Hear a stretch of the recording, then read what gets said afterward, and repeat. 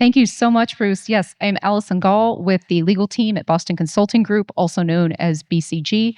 We are a global management consulting firm that helps clients around the world with a variety of business problems in all industries. And that means that sometimes we have to build custom AI solutions to help address those variety of business needs. Today, I'm going to make some reference to some BCG data, but I do just want to caveat that the framing of that and the opinions I express are my own and do not necessarily reflect those of BCG more broadly. So I think I'm going to skip the part where I talk about AI as transformative because Dr. Bertley just knocked that out of the park, and I'm going to jump right in. What I want to talk about today is the gap that we're seeing, not a technology gap, but an outcomes gap. If we look at the data about where companies actually are right now, we see this really stark difference between the companies that are achieving value from their AI programs at scale and the companies that are just, quite frankly, treading water. And the data suggests that that gap is widening, not narrowing. So I want to walk you on this journey with me, and we're going to talk about where AI value is concentrating right now, what companies can do to get there, how AI solution selection matters, and why IP strategy, although it is shifting, matters now more than ever. In 2025, at the end of 2025, BCG released its annual report in which it surveys over 1,250 companies about their AI strategies. And this year, I think there was a really sobering result for me. Only 5% of companies surveyed say that they are achieving real value from their AI programs at scale, with over 60%, the majority, saying that despite heavy investment, they're actually only getting minimal returns. And that can't be a technology gap because for the most part, we all have access to the same tools these days. Something else has to be going on there. And what I think is really more interesting maybe than that failure rate is actually what that 5% are doing right.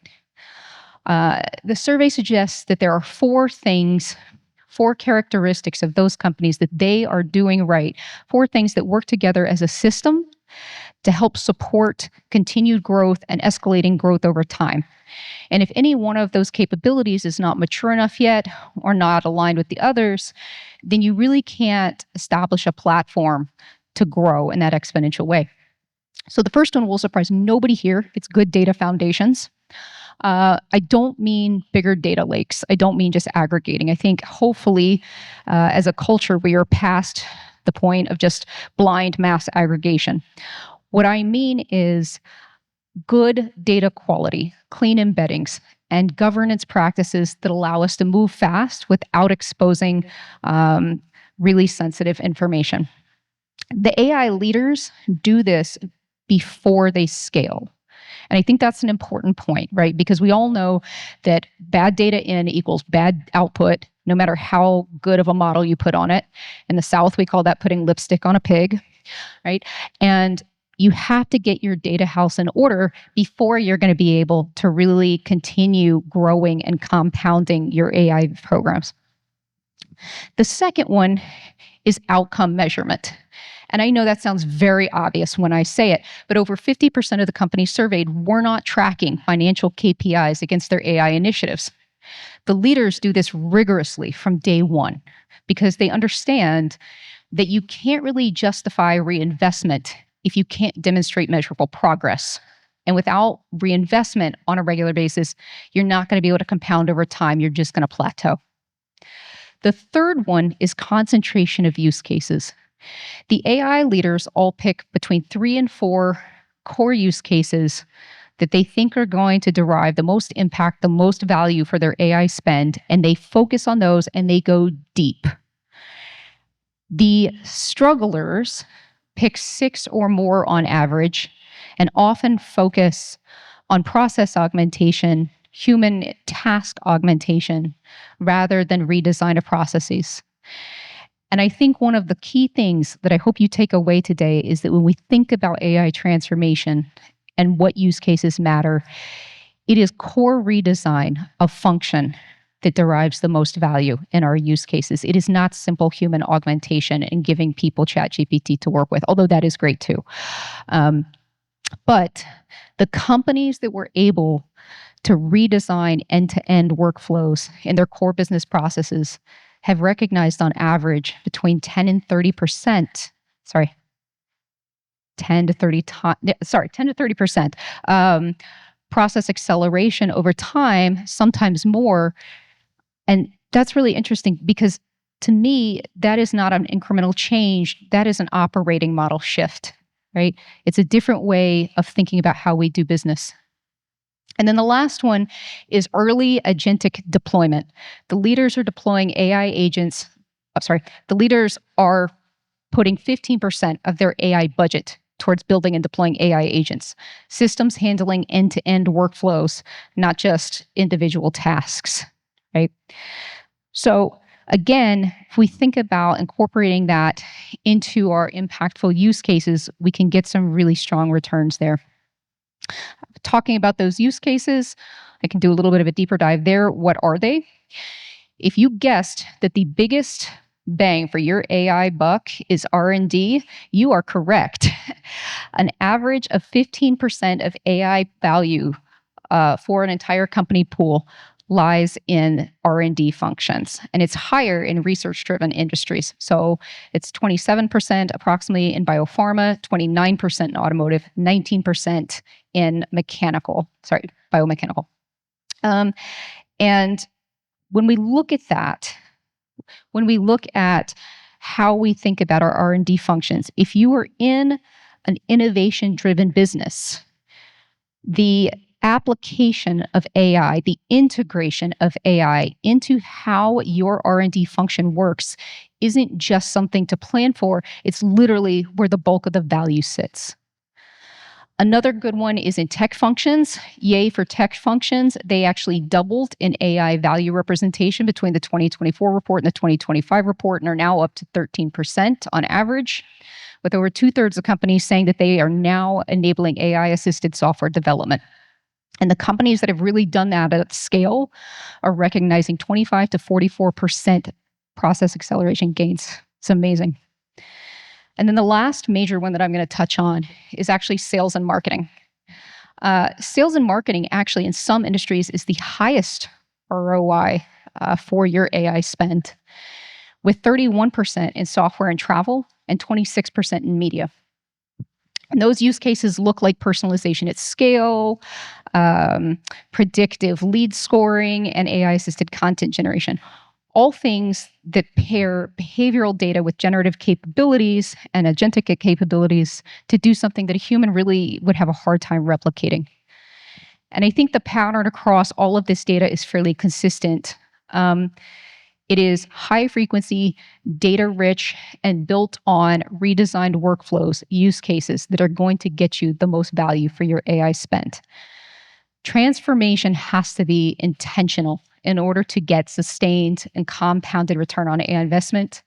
And it really is the depth and the execution clarity of your transformation that is going to get those returns. And I think that that means that our AI solution selection is even more important than we might traditionally think of when it comes to software and tools. Right now in the market, there are sort of two major distinctions. I know there's lots of others, but there's two major distinctions when it comes to models.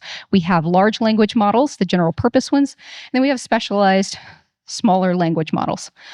A lot of companies think that the answer to any high-frequency enterprise use case is to just slap an LLM API call on it. And I challenge that because I think it's a costly mistake over time. The practical trade-off when it comes to these two types of models is that LLMs give us breadth and near zero startup cost, which is really nice if you're newer to your AI journey and you just need to plug and play something. But fine-tuned SLMs give us depth, they give us data control, they give us lower latency, and they give us drastically reduced inference costs, 30 to 50% lower, sometimes 30 to 50 times lower, depending on the industry you're in and where you're located.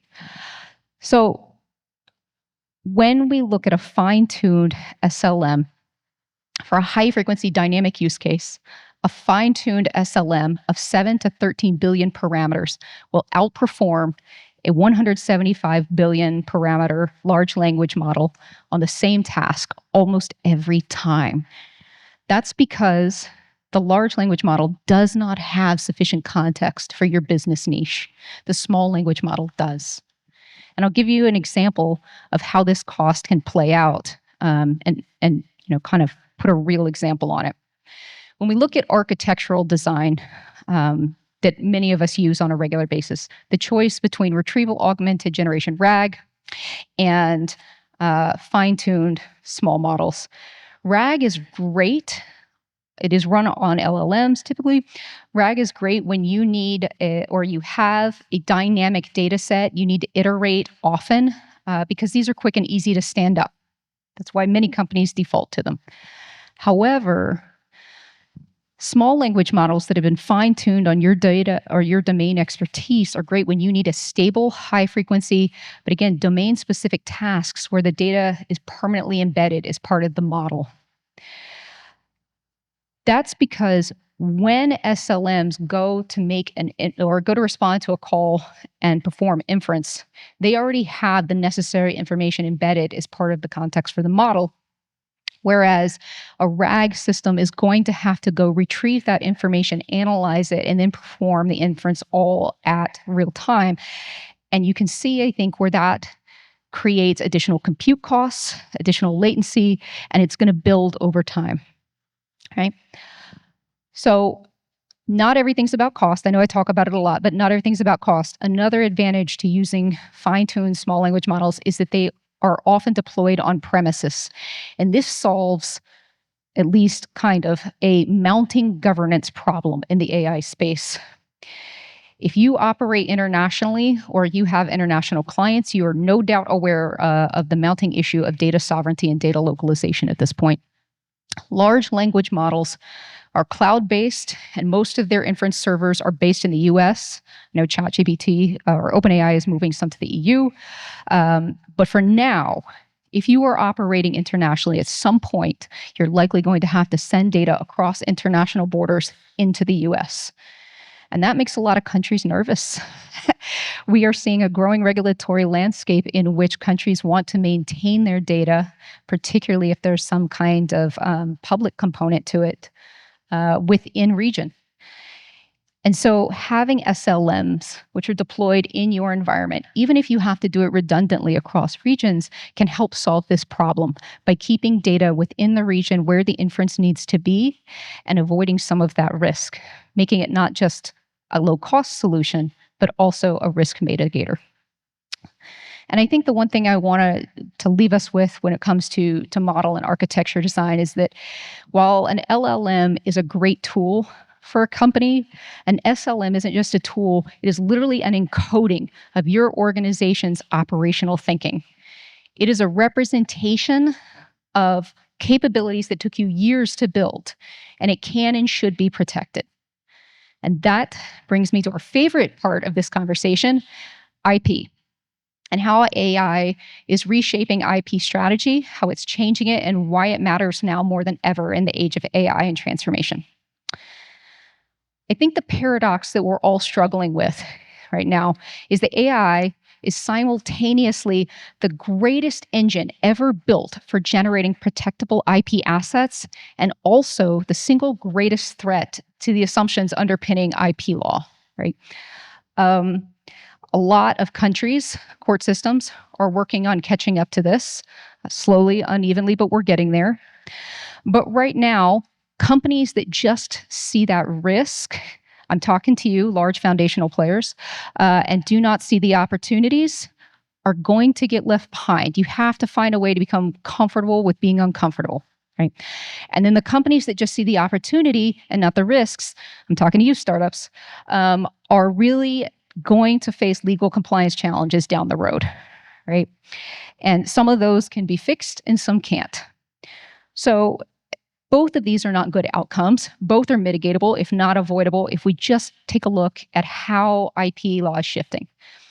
I know there's a lot of ways that AI is changing IP law. We could spend all day on this. I could talk all day about it, and I'm happy to in breakout sessions, but I'm going to just touch on three right now.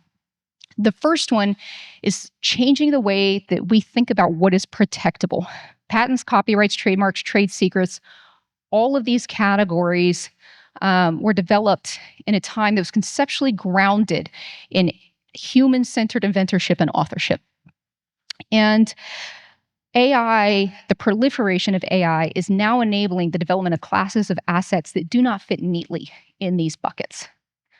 Going back to those fine-tuned small language models we talked about, they're certainly commercially valuable to your company because they're tuned on your data.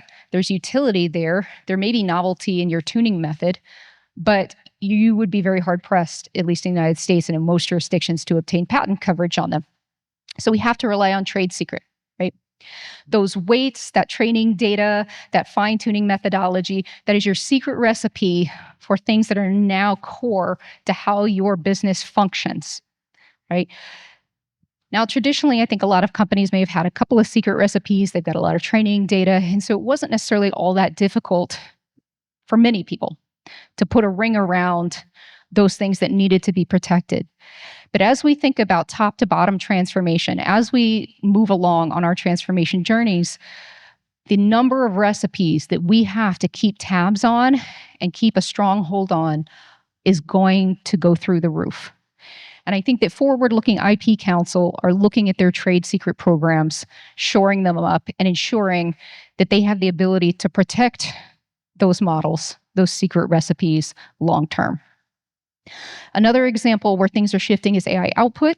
We know in the US from court cases and from the Copyright Office that purely AI-generated content is not going to be protectable. However, a human assisted by AI can receive copyright protection depending on the depth and the nature of the human's creative contribution. Now, this is really interesting, not just from a legal perspective, although I know we all love to jump on that, but from a business perspective, because what it means is that the way that you redesign your R&D and innovation function literally defines what type of IP you may be able to obtain on the outputs of that function's processes. Right? And that makes it not just an important legal question, but a really important business question, right? And so when we think about that, and we think about redesigning our workflows, redesigning our R&D, our innovation, our tech functions, it has to be a feedback loop that is informed by our IP strategy. What is the kind of IP that we want to collect or obtain on the types of products we offer, and then build that into the process, because we have to think about that end before we can think about how we integrate human creative contribution in a process that we're redesigning. The second shift I want to talk to you about really quickly, because I know we're getting near time, I want to talk to you about how we're changing the way we think about what it means to be an IP owner. Traditionally, you get a patent, you get a copyright, and you're like, hey, I can now tell people what to do with this, right? You're not going to make, use, sell, distribute it. But now we're in this uncertain landscape, right? When it comes to inventions, we have the February 2025 guidance from the USPTO. Tells us again, AI can't be an inventor with significant human contribution to the invention. Maybe it can be. The applicant has the burden of proving that you had significant human contribution.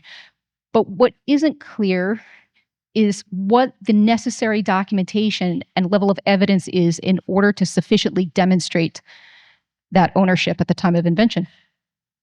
This seems like a minimal problem, a legal technicality, until you consider that auditability by design is required in order to be able to produce that documentation years down the road. And if we do not know what it is that we're going to need to capture, what information we need to collect, how we need to organize it and store it, then we have essentially a giant question mark in the box around data capture as it relates to our inventive workflow redesign, right? It's an open question right now, and guidance would be great if anyone from the USPTO is here. And then another example, when we think about copyrights and maintaining and asserting control over our protected works, there's a litigation landscape right now that, quite frankly, is contradictory enough to be really concerning, I think, for me as a lawyer.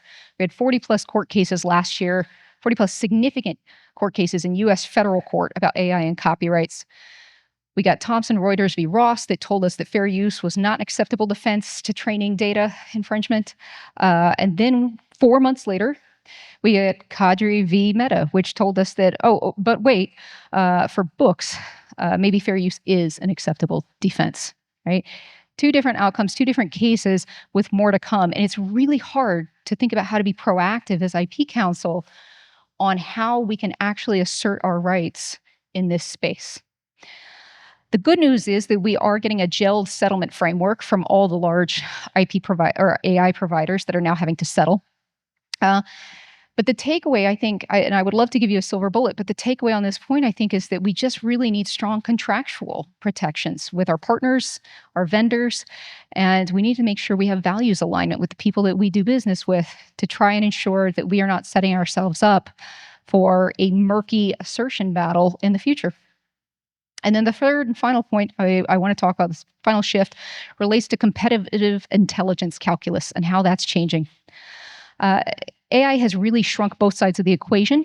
It is now a much shorter time frame to invent and file, but it's also a shorter time frame to analyze a portfolio, identify white space, and start filling it in. Right? So a traditional patent landscape search used to take several weeks, and you do it kind of on demand as other, patent challenges came into play. But now AI-assisted tools can do that in a matter of hours, which means that your competitors can analyze your portfolio, look at the white space, and start filing against you before your next quarterly planning meeting. And this makes kind of a structural difference, I think, because it means that we no longer can just periodically think about doing competitive analysis. We have to integrate competitive intelligence as a continuous process within our innovation workflows. We have to start looking at where the patent frontiers are and understanding what it is that our competitors are betting on before those bets turn into public products, right? And so I think that, we have to start thinking a little bit more proactively about the way that we use AI to help protect ourselves from white space fill. And in closing, I'll just say that I don't think the AI has weakened IP. I think it's just redefined it.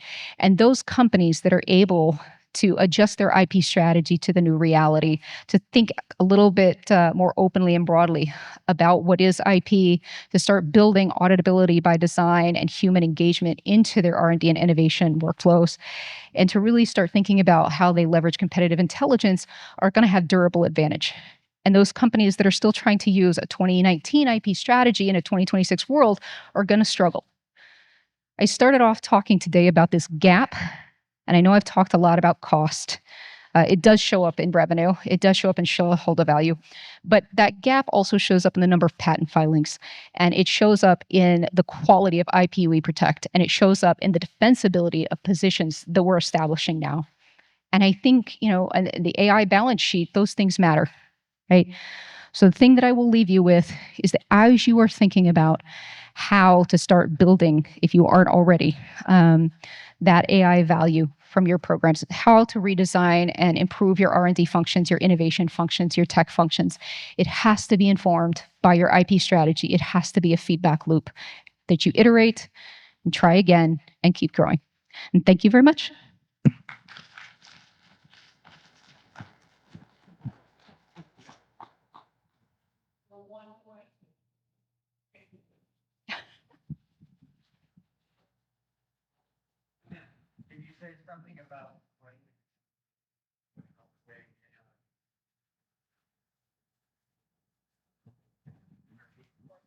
Tell me a little bit more about the context in which you're asking that question.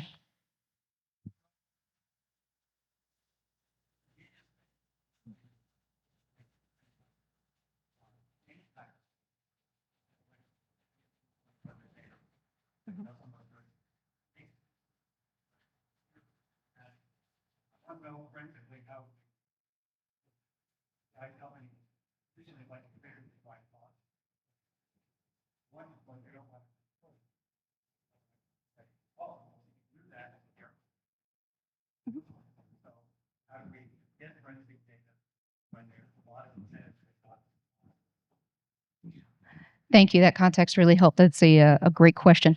So So the question is for folks at home and maybe folks in the back is how do we think about forensic accountability, specifically like how do we think about transparency around model decision making, where it got the data, what data it's using, and how it arrived at the decision that it came to? Is that a good summary of your question? Okay. So when we think about transparency around model decision making, um, there's kind of two different paths that we can take, and they're both happening simultaneously. One is the we kind of don't want to know, right? And you're seeing some of that happen in the reputational divergence of some of the large language model producers, where some are taking a little bit more of an ethical responsibility around at least trying to filter or provide sourcing information, accurate sourcing information around the different sources that their output relies on. The other way that things are going, and I think this is yet another great reason for SLMs, is that smaller language models have a much more controlled data set, right?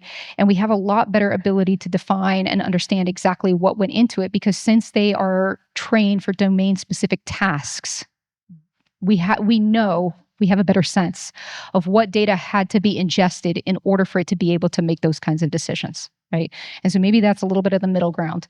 And then we're also in this interesting era where, out of necessity, for the points you articulated, that we are starting to see technologies develop that actually involve data tagging, data tracing, right, throughout the context map generation space. And so those aren't there yet. But I've seen a couple of them, and I think it's a really neat technology. Now, there's an environmental impact that just goes even worse than the GPTs that we're seeing. But I think it's a really interesting concept that eventually, and this may be for specialized kinds of tools, eventually we're going to get to the point where you can utilize one of these tools and it will say, I used, this percentage of this percentage of this, and this percentage of this. Which I think also raises some really interesting questions about the opportunity for like multiple infringement, right? If you're not careful. But we have different philosophies on it, and I think you're going to continue to see that divergence across the different model creators. And I think it's important for your organization or any organization to look at their risk tolerance, think again about the use case, the type of task they needed to perform, and then select accordingly. Thank you. All right.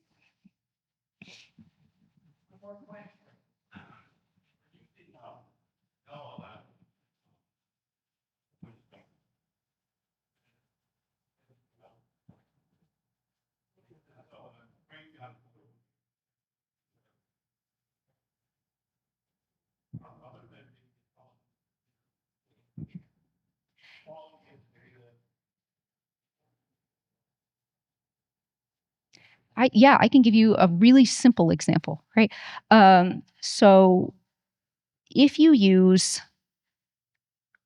I'm not picking on it because I love it. If you use Claude to generate some PowerPoint slides, it can give you some really snazzy ones if you just use the PowerPoint skill. And I can give it an outline, I can give it context, I can tell this is my audience, this is what I would do, and it will come up with a really good first pass at a PowerPoint deck. And that might save me hours. It will save me hours, I know. But if I use an SLM that is trained on my organization's data, let's just say hypothetically a management consulting firm that has multitudes of slides because we do that very well over the years. And if it is trained on that data set, now the PowerPoint deck I get back has graphs, charts, visuals, all laid out in the manner and style typical to my organization. It already knows numbers I need because it's already it's already trained on our internal data set.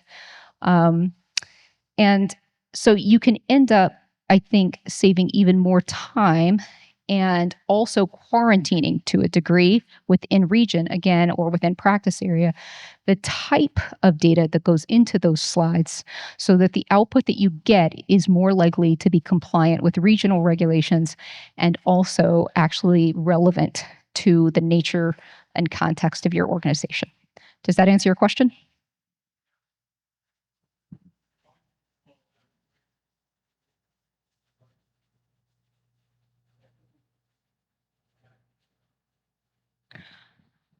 So you could do that, but the cost of training an LLM is monumental, right? That's why they only do it every so often. The cost of generating 170 plus billion parameter model is pretty substantial. It's significantly easier to generate a model that requires a much smaller data set. And it's a lot easier for a smaller organization to do. So smaller vendors are likely only going to be able to either put a wrapper on a large language model or create small language models on data sets that they have access to, because scrubbing the entire internet is not going to be a realistic thing for most companies to do. Yeah. Yeah.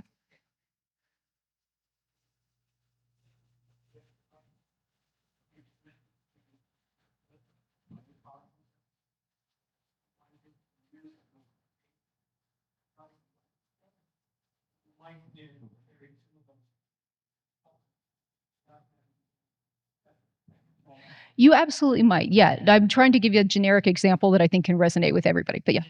Yep. So I think so. You're not wrong. There's a lot of ways to make this happen. I don't mean to suggest to folks that the answer to everything is a small language model. Again, I love Claude, use it all the time. I have a number of large tools that I enjoy. But my point simply is that as we're thinking about end-to-end redesign for real transformation, throwing a large language model at all problems is not necessarily going to be the best bang for your buck. So thank you for that. Yeah.